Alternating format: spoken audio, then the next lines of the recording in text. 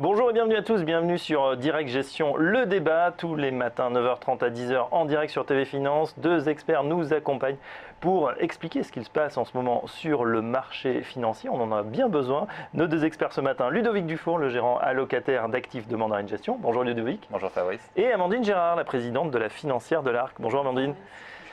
Alors on a besoin effectivement de vos lumières, messieurs, dames, puisqu'on a quand même connu le pire démarrage, un des pires démarrages de l'histoire de la bourse. En tout cas, on n'avait pas connu ça depuis des décennies. 4 000 milliards de dollars qui sont partis en fumée sur l'ensemble des places mondiales. Personne n'est épargné, que ce soit le Japon, la Chine, les États-Unis, l'Europe.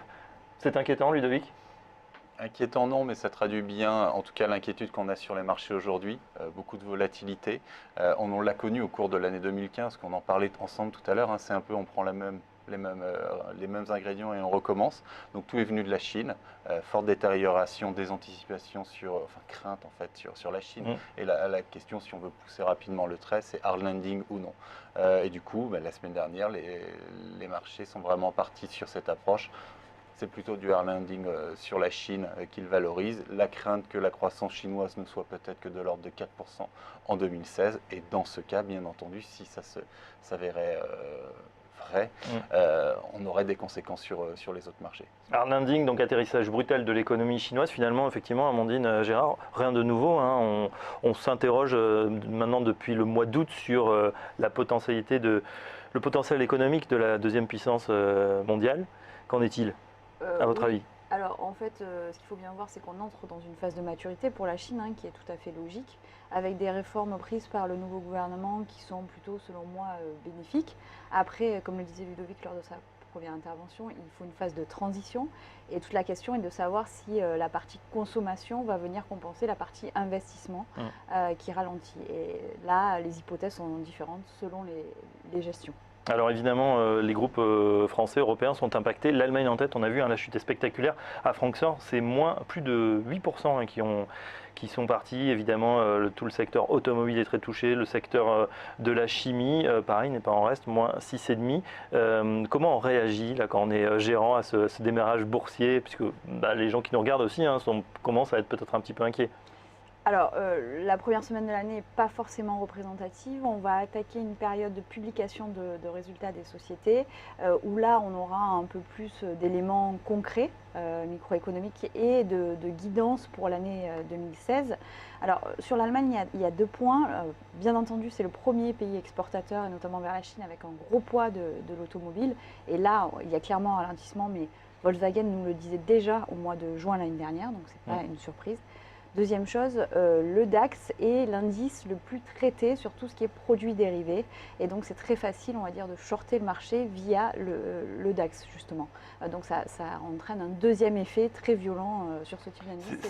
C'est très intéressant dans la mesure où, effectivement, les produits dérivés, où on est toujours sur un marché de flux aujourd'hui. C'est-à-dire que dès qu'il y a une inquiétude, on voit tout est vendu en masse et on considère finalement pas tellement les grandes valeurs, les petites valeurs, tous les secteurs confondus sont vendus. On l'a notamment vu à partir de la deuxième partie de la semaine dernière, où si au début de la semaine on avait un peu de différenciation, très vite c'est devenu une vente massive sans différenciation. Donc c'est là où pour nous en tant que gérant, c'est là où on commence à voir l'inquiétude. Et la question qu'on se pose quand on voit cette inquiétude surgir réellement sur les marchés, c'est est-ce qu'il y a un risque que cela perdure et que ça vienne infléchir le scénario central qu'on avait, ou le confirmer si on était très négatif, ou bien on commence à arriver dans une phase d'excès. Notre approche, c'est plutôt de dire qu'on s'approche de cette phase d'excès, une certaine capitulation du marché qui vend tout ce qu'il a, donc tout ce qui représente un risque est subitement coupé. Maintenant, on pense qu'il y a de l'excès parce que la Chine est en phase d'ajustement. Il est normal que sa croissance potentielle soit en réduction, et quand on ne peut pas tirer des lignes droites, donc ça va se faire avec des mauvaises, mais aussi de temps en temps de bonnes nouvelles.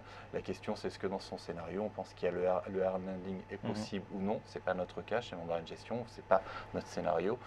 Dans ce cas, au bout d'un moment, on commence à regarder en tant que gérant les marchés en se disant bon, voilà, où ça devient trop excessif, il est peut-être temps de commencer à faire les courses. Voilà, peut-être qu'on est en plein milieu des sols, mais malheureusement, peut-être que ça peut encore baisser. Phase d'excès, vous dites, effectivement, si on regarde le plus haut atteint par les indices européens, Eurostoxx, et aujourd'hui, on est déjà à moins 20%.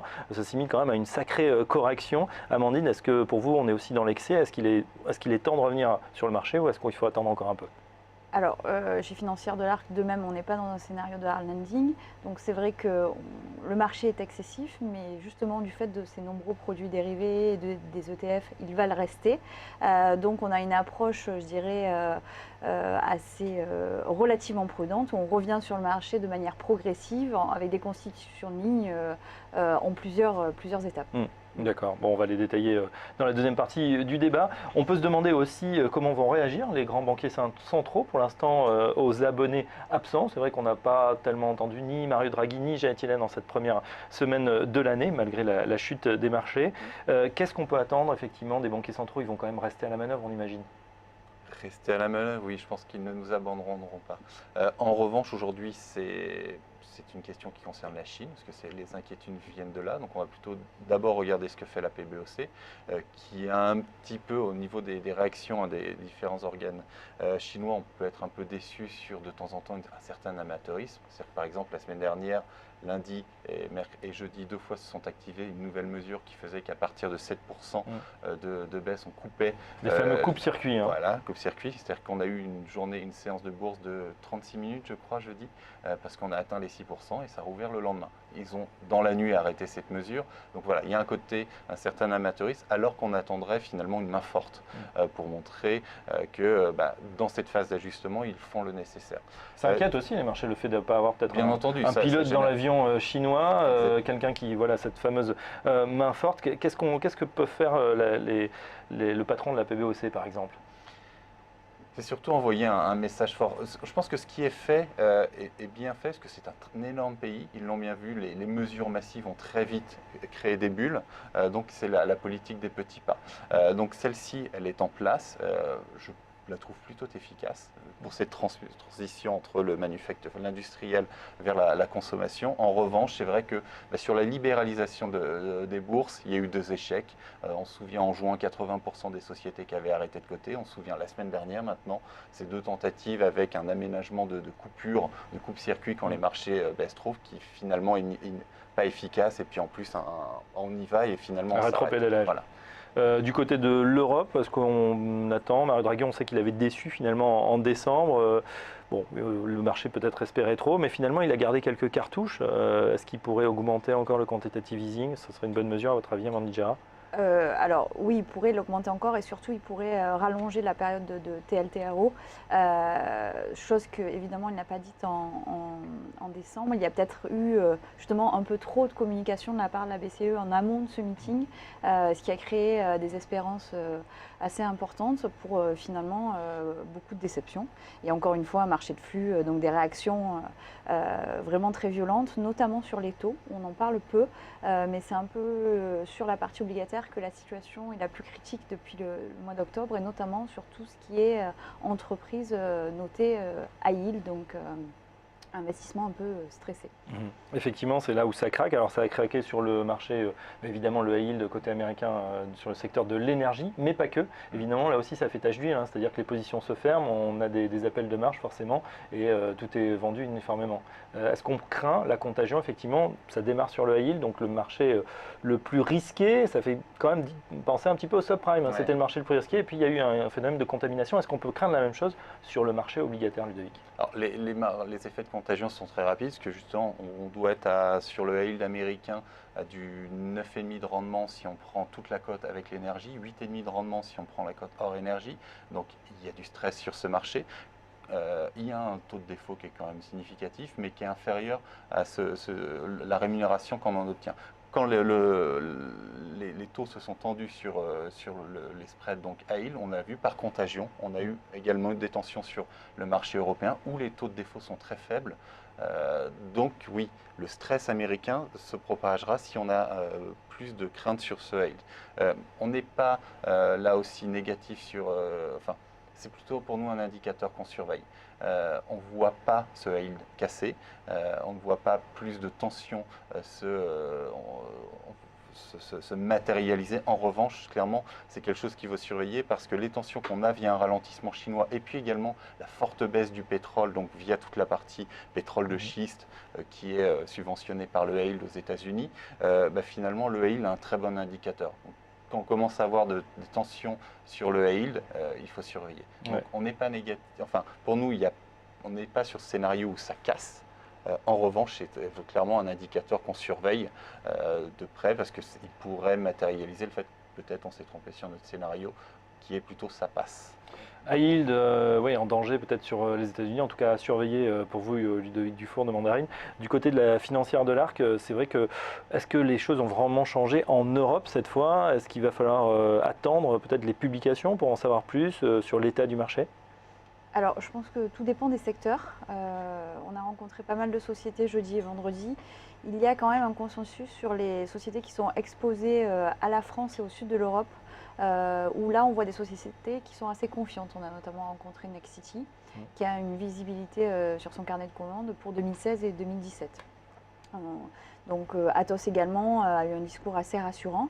Voilà, donc on est sur ce type de société exposée vraiment corps Europe. Sur le domestique, qui ne sont pas sur la Chine, c'est pas mal. Avec des sociétés de services ou de l'immobilier. La bonne nouvelle est plutôt là, c'est qu'on voit quand même un petit redémarrage, notamment en France.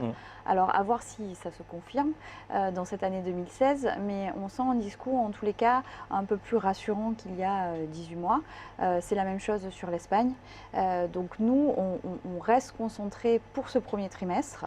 Après, tout dépendra entre guillemets, de l'ampleur des dégâts sur les émergents à la fin du premier trimestre ou du second trimestre pour notre potentielle réallocation. Mais en tous les cas, sur ce premier trimestre, on reste concentré sur les sociétés européennes. Alors on va y venir dans la deuxième partie du débat, justement. Quelle allocation choisir? On termine cette page macro, Ludovic, avec vous sur le chiffre qu'on a eu vendredi. C'est quand même assez spectaculaire ce qui se passe aux États-Unis. L'emploi américain qui repart en fanfare. On a eu 292 000 créations d'emplois en décembre. Difficile dans ces conditions pour Janet Yellen de faire machine arrière ou d'avoir un ton plus accommodant. Alors, elle a toujours dit qu'elle serait data dependent, donc ça confirme un petit peu ça. Je pense que ça l'a déjà soulagé parce que les critiques étaient prêtes à intervenir. Voilà. Pour le moment, elle ne s'est pas trompée. On pense toujours qu'elle l'a fait trop tard cette hausse et que ce sera chahuté. Ça traduit bien un peu notre vue sur les marchés, c'est que si on n'a pas d'accident venant notamment de la Chine, finalement, il y a des économies aux États-Unis, ça continue de tourner et on n'en est pas encore à cette phase de ralentissement conjoncturel. Sur la zone euro aussi, je vous rejoins, il y a de très bonnes histoires et notamment en relatif par rapport aux autres marchés. Maintenant, c'est un chiffre qui est assez volatile. Les deux précédents avaient été un peu décevants en termes de création, donc finalement il rehausse un petit peu la moyenne. Il est très très fort, mais il n'emmène toujours pas de hausse des salaires, toujours pas d'inflation, et c'est ça qui est un petit peu plus problématique. Donc finalement, il y a des bonnes nouvelles dans ce chiffre, mais il contient, et ça va être l'année 2016, les bonnes nouvelles seront toujours un petit peu décevantes. Good news égale bad news, c'est le nouveau motto, effectivement, des bonnes nouvelles sur le front économique qui ne sont pas forcément très bien accueillies par la bourse, en témoigne la séance à Wall Street de vendredi. Justement, que faire sur le marché ou investir en 2016? La réponse de nos deux gérants dans un instant, dans la deuxième partie du débat sur Direct Gestion. À tout de suite.